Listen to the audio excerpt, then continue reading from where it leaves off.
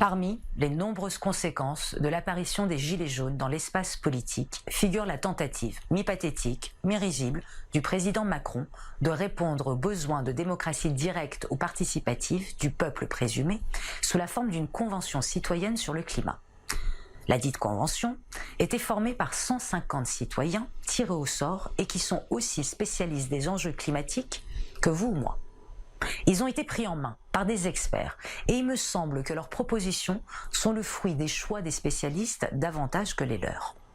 Qu'une convention qui entend limiter les émanations de CO2 refuse de se pencher sur le nucléaire, énergie non polluante, suffit pour dire la portée purement idéologique de la Convention citoyenne sur le climat. La question que pose cette Convention citoyenne est celle du populisme. Qu'est-ce que le populisme?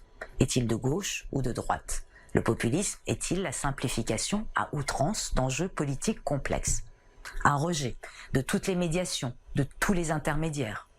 Pour reprendre l'exemple des Gilets jaunes, n'était-il pas choquant d'assister à la violence dont ils usaient, non seulement contre les élus ou les supposées élites, mais aussi contre ceux sortis de leur rang qui osaient prendre la lumière dans les médias? Le populisme est-il organique? Autrement dit, il fantasme un monde où chacun a sa place, son rôle, sans possibilité de sortir du rang. Un monde où il serait impossible de quitter les rives de sa naissance pour choisir son destin. Le populisme serait-il alors contre-révolutionnaire? Si l'histoire nous a appris qu'on domine plus facilement les peuples en excitant leurs passions qu'en s'occupant de leurs intérêts, le populisme n'en est-il pas l'exemple le plus flagrant? Peut-on être populiste sans être le catalyseur des passions tristes?